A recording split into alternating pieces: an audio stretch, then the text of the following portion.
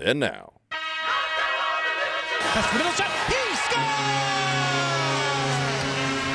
Slips it off to Wyatt Matthews. He's in! Eagles take the lead! The Philadelphia Phillies are 2008 World Champions of Baseball.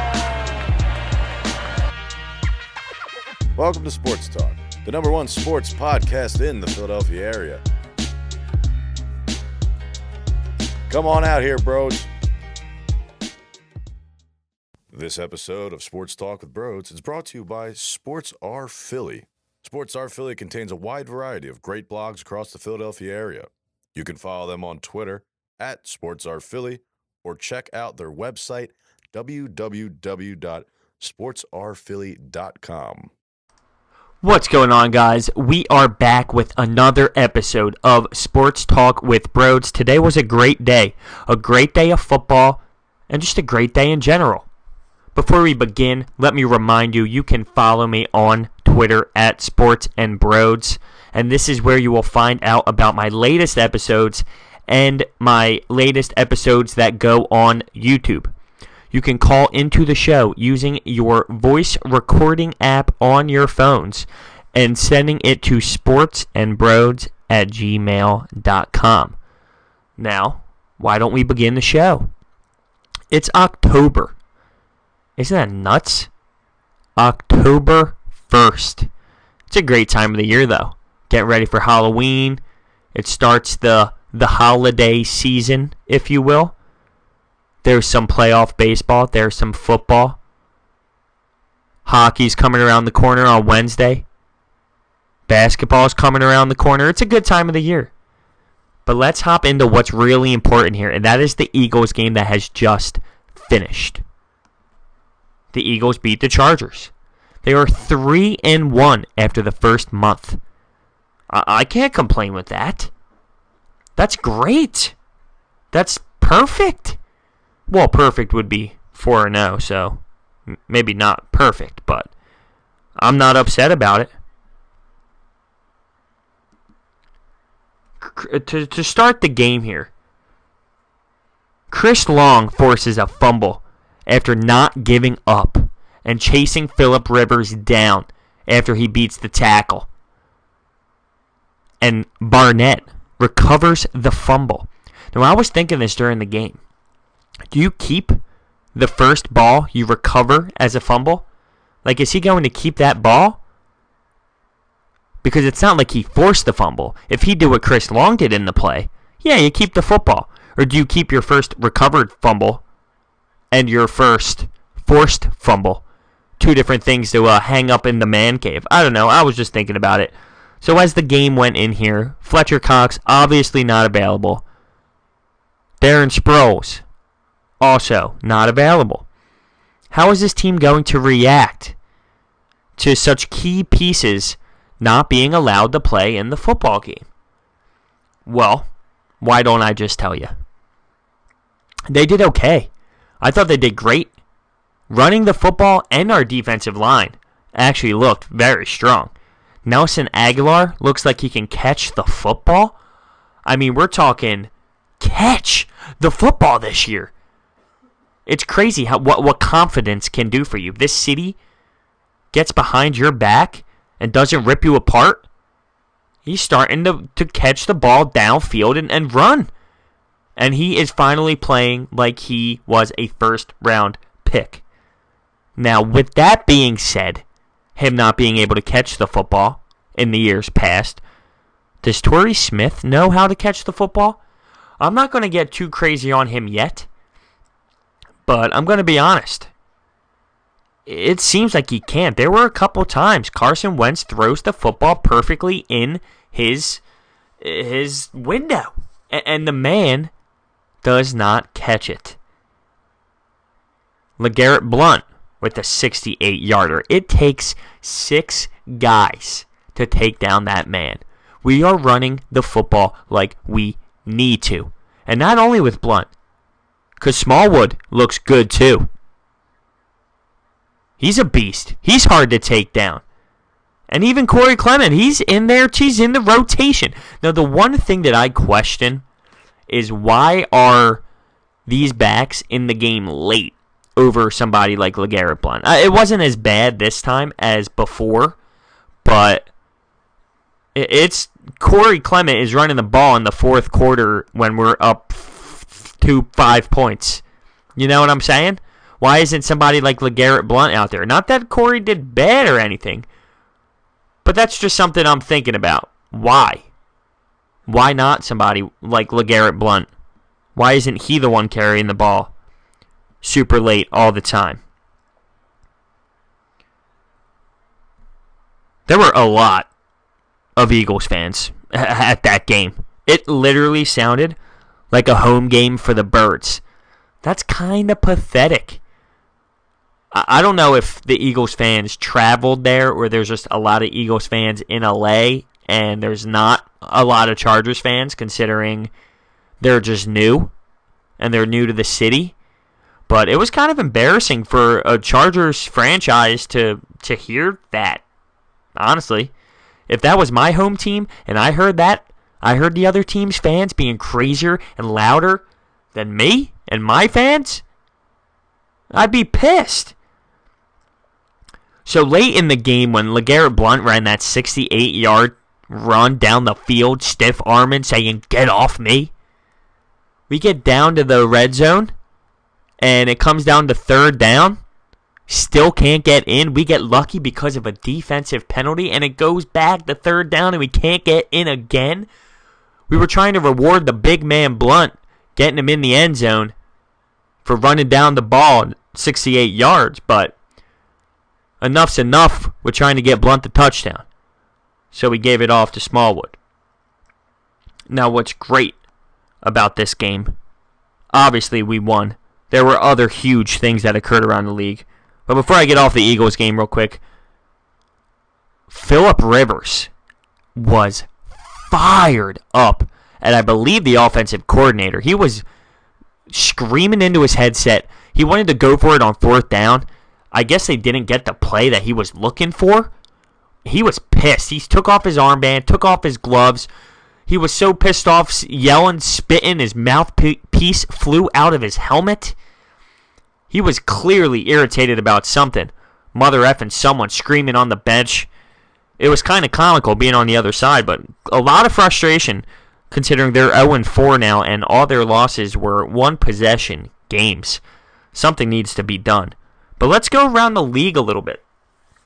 Let's check the league. We had an early morning game. Dolphins-Saints. Dolphins can't put up any points. Jay Cutler is an absolute bum, and the Saints beat them 20-0 to move to 2-2 after starting 0-2. So that's a huge way to finish out the first month. Then the Bills beat the Falcons. Talk about getting 7 points from Matt Ryan on my fantasy. My fantasy's a joke. This is the worst year of my life for both my leagues and fantasy football this year. But the Bills beat the Falcons 23-17. I just want to read the AFC East off to you right now.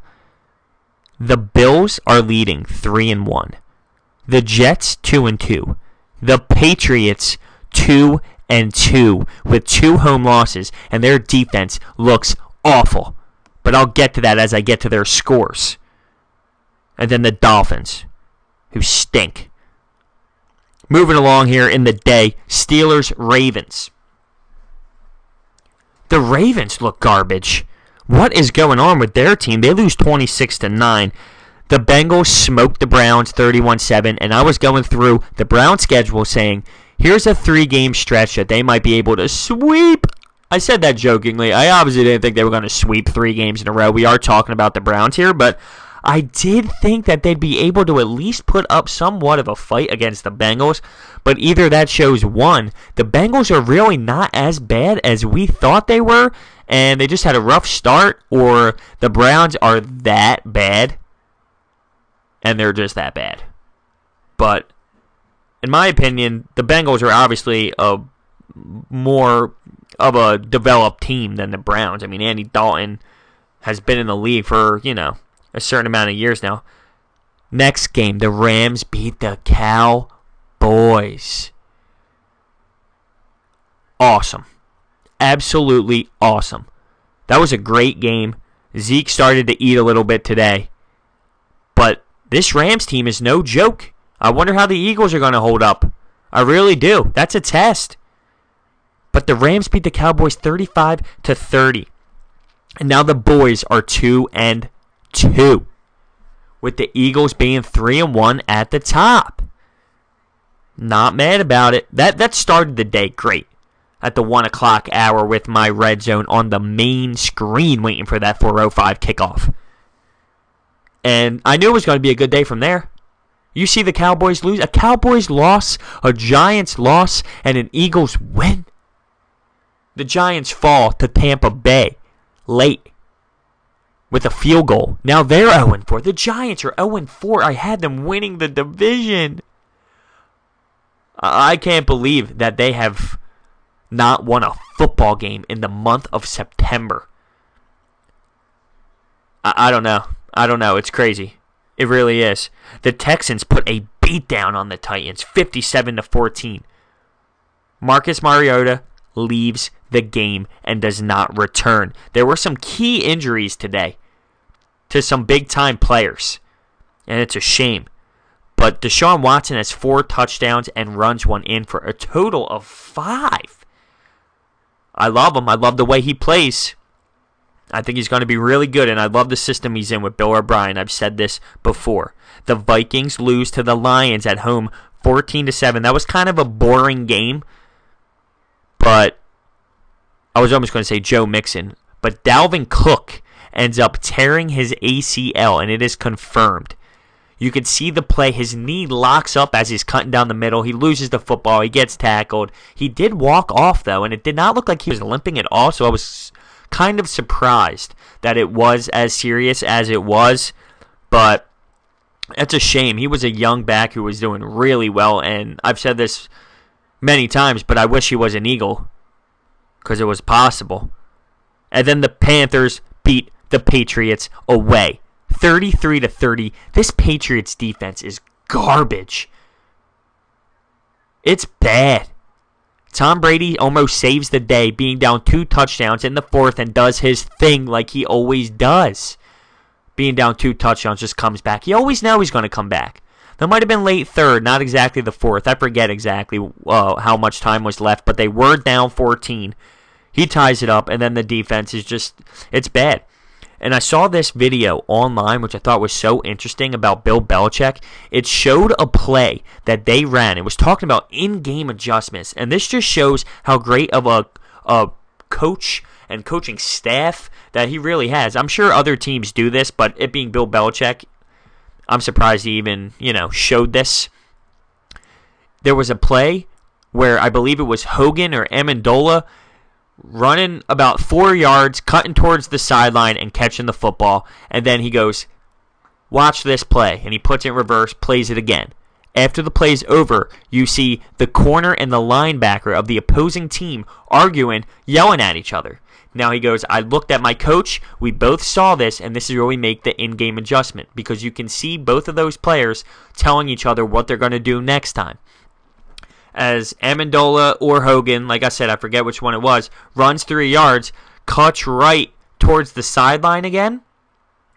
He hits the middle with a straight shot down the field, and Tom Brady hits him for like a 50-yard touchdown. And because they noticed that the linebacker and the corner were confused on the play and discussing what they were going to do next, they knew what was going to open up in the middle of the field, and they just score a 50-yard touchdown off of it. I mean, that shows he knows what he's doing. I honestly couldn't imagine Doug Peterson doing anything like that, but we're not getting there because we won the football game today, and that's what matters.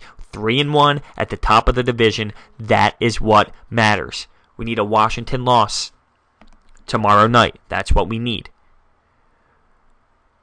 The Jets beat the Jaguars in double overtime. Such a boring game. The Cardinals win in overtime against the 49ers. We see them next week at home, and we should be able to beat them. I remember going to a Cardinals game 3 years ago at home. So pumped for it. Came home for it and everything. Chip Kelly was still here. I almost want to vomit saying that name. And we got pumped, embarrassed. I mean, I'm talking, we lost by like 50. That's obviously a ridiculous number, but we got embarrassed. So this is a revenge game for me, even though it was a whole different regime. The Buccaneers beat the Giants 25-23 late. The Broncos beat the Raiders 16-10, but Derek Carr goes down and does not return. That is literally the worst news you could possibly get as a Raiders fan or franchise. I mean, literally, that ruins the season if that man is not back. And that is the absolute truth. The Colts Seahawks starts in about 15 minutes. I have the pregame show right next to me on the right. I wanted to get this episode out today because I like doing it the day of football. I like doing it after the 4:05 games, which would be around like the 7:30 mark. It gives me a little bit of time before the Sunday night game because I'm busy on Monday. I got a busy school schedule and hockey's picking up now, and Mondays are kind of a little tough for me, so I like doing them in this little window I got going on. So we have the Colts and the Seahawks playing tonight. Not that interested in the game. It could be worse. Sunday night football is supposed to be the best games now. And then tomorrow night, Monday, you have the Chiefs hosting the Redskins. And I want to see a Chiefs victory. Make them go 4-0. And then Thursday night game, which I forgot all about, which was a huge play that occurred. The Packers beat the Bears 35-14. Another win for Aaron Rodgers and the Green Bay Packers. But bringing up this topic, I had a phone call. So I'm going to take this phone call. Robbie, you're on Sports Talk with Brodes. Hey, Brodes, it's Rob up here in Central Jersey. I just wanted to call in today to talk about the hit from Danny Trevathan last night in Thursday Night Football on Davante Adams. I just wanted to see what you thought about it. Your first reaction, are you thinking suspension? I mean, Adams is wrapped up there. I don't think it's necessary. Just kind of wanted to get your opinion here and your thoughts on it. Thanks. Thank you for the call, Robbie. That is a good question. My opinion on that hit was it was absolutely ugly, not needed, absolutely what the NFL is trying to get rid of. It is. It's what the league does not want. It was ugly, and he should get suspended. And I know you sent that the day it happened. So it came out that he has a 2-game suspension.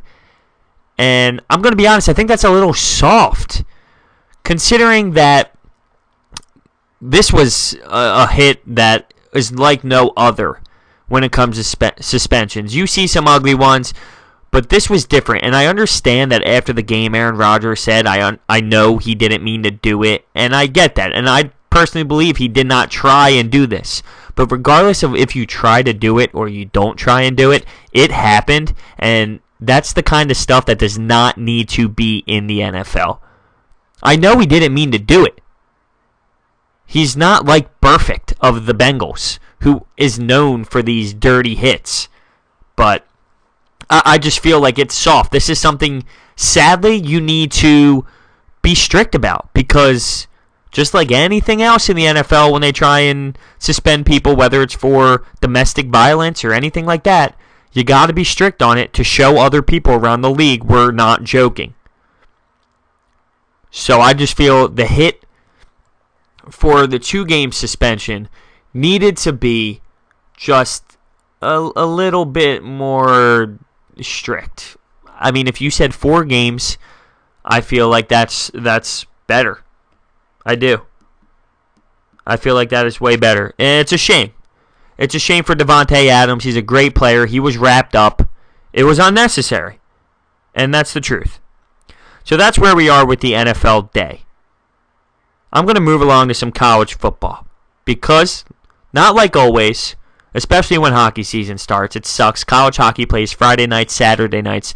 So my Saturdays are a little bit less college football once the hockey season starts, which sucks because I love it.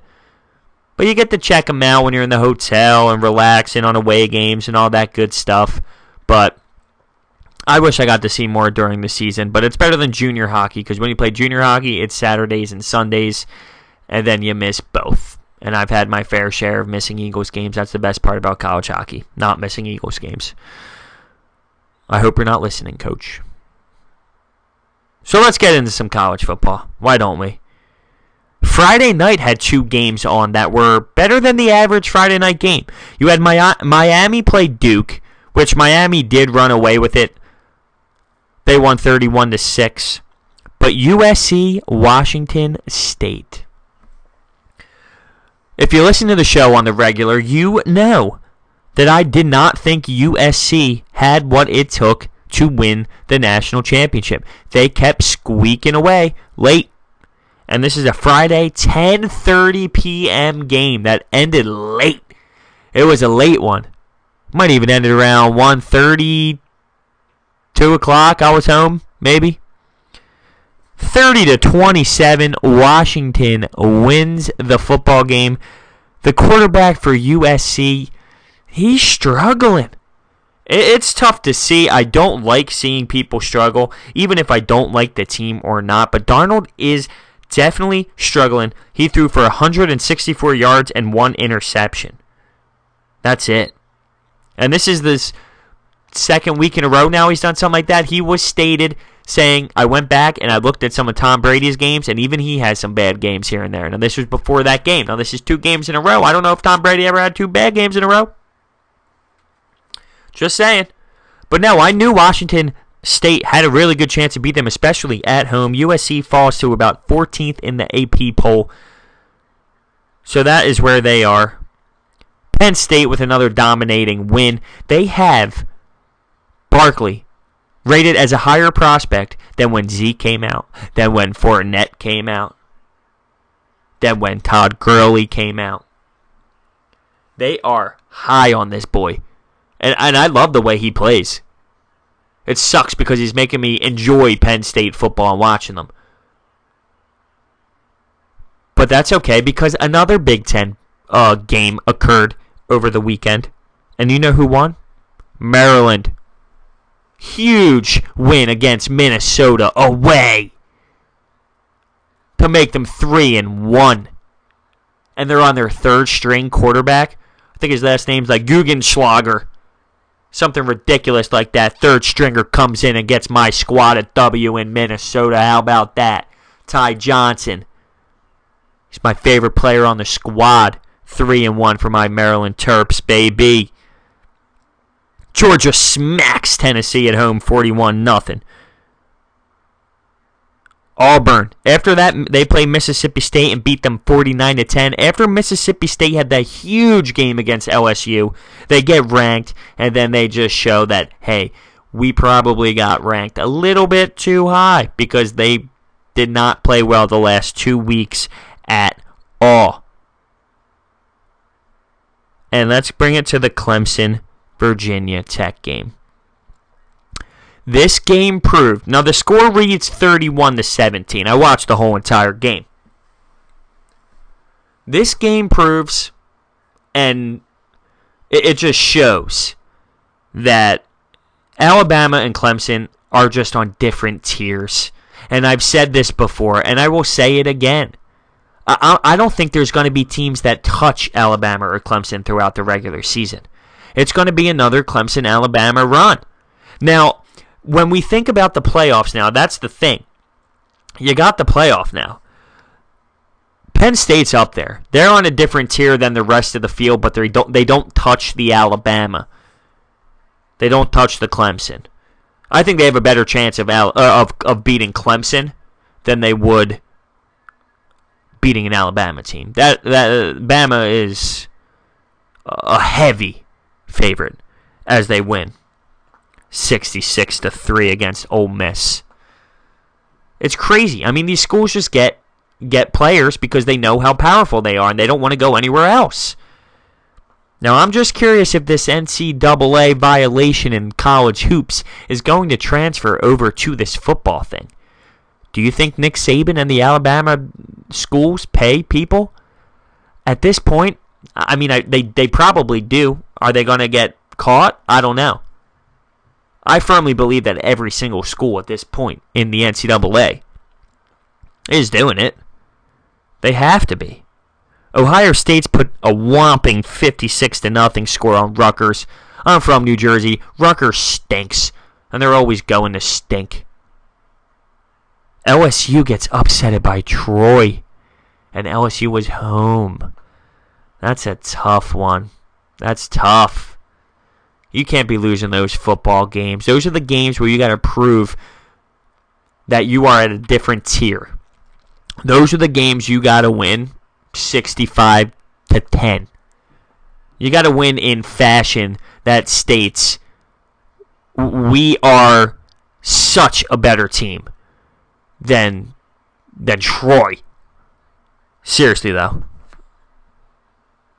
A pretty ugly loss for LSU, and they got to regroup because they've had 2 ugly losses now between that and the Mississippi State loss. So I had this written down in my notes, and I didn't get to it. I kind of just skipped over it because sometimes I rant off some of my topics that I have written down. But I kind of wanted to speak about this 0-4 Giants team because I know we're hopping back into the NFL, but I don't care. I stated this team was going to win the division. They had the best receiving core, and I mean, it's not like their receiving core is bad on paper. So I didn't think that was a ridiculous statement for me to make at the beginning of the year. But I wanted to look at their schedule and realistically look at who they have to play in the future and when their first win is actually going to happen. Because 0-4 is really bad, and that can obviously bring the locker room down. Who knows at this point? But so I type in the Giants schedule, and of course the first thing that pops up is they are home against the Chargers, their next game. And thinking about that, Giants are 0-4, obviously. Chargers are now 0-4. Now this could be a game that the Giants end up winning, but just for fun, being an Eagles fan, I can do this. Just for fun, I kind of want to just skip that one, say they do take the L. I mean, they could still lose. The Chargers have all lost in one-possession games throughout their 4 losses. So, say they lose another one. Say the Giants, or they finally win one. I mean, I'm sorry. God, I'm out to lunch over here. Say they finally win one of these one-possession games, and it is against the Giants next week. So, the Giants are sitting at 0-5. Well, they go to the Broncos in Denver. Not going to win that one. They play the Seahawks with a great defense. I don't think they can win that one. The Rams, I mean, not that I'm saying they can't win, but these are definitely potential losses. It's not like they're playing the Browns and it's, oh, wow, they're definitely going to win this game. I mean, these are potential, definite losses. So say they do lose to the Chargers. I feel like they might actually take that one. But just for the fun of this, I'm going to say they lose. So the Broncos is a possible loss. The Seahawks, the Rams, and then they go to San Fran. And I think that could be a win. But other than that, they play the Chiefs, the Redskins, the Cowboys, the Eagles. If this is the way the Giants season is going, this could be ugly. And I know I'm just naming off losses already right on them just because of who they're playing, and it's the NFL and anything can happen, just like the Bills beating the Falcons today, and I get that. But why can't an Eagles fan have a little fun and run down the Giants' schedule and say they're going to lose since they are 0-4? I have a little smile on my face. Hey, listen, I don't want to get ahead of myself. I've seen the Eagles start out 3-0 and not make the playoffs at 7-9 last season. So I got to maintain. But let me just live a little. So anyway, that would bring them to 0-5, 0-6, 0-7, 0-8. 0-8 before they get their first win at 1-8 against the 49ers in San Fran. Now, I'm not saying this is going to happen. I just wanted to take a look at their schedule and see what kind of talent they had lined up in the future because of their struggling start. That's all. But this football episode is going to come to an end because it's 8:45 at the moment, and I have the game on next to me. It's on mute. I want to turn that bad boy on and watch the Colts Seahawks game. So I am going to end it here. I will be posting another episode very shortly throughout this week, because I'm going to speak about this Monday Night Football game. I have 2 calls that I did not get to that I will answer next question. And you can leave a call using a voice recording app and sending it to sportsandbrodes@gmail.com. It's very easy. It's like using a voicemail box. You can follow me on Twitter at sportsandbrodes to find out when my next episode is available and for more stuff on my YouTube channel. And yeah, next episode it's going to be great because we can talk about the Monday Night Football game. I want to talk some more hoops. I love me some hoops. And the baseball playoffs are starting. And I kind of want to talk about that. I didn't want to get into it at the back stretch of this episode because I felt like today, it's Sunday night. We had football on Saturday. We had football on Sunday. It's just that kind of day. But we will get to some MLB. I promise. So thank you guys for listening. Have a wonderful night. And I will see you next time.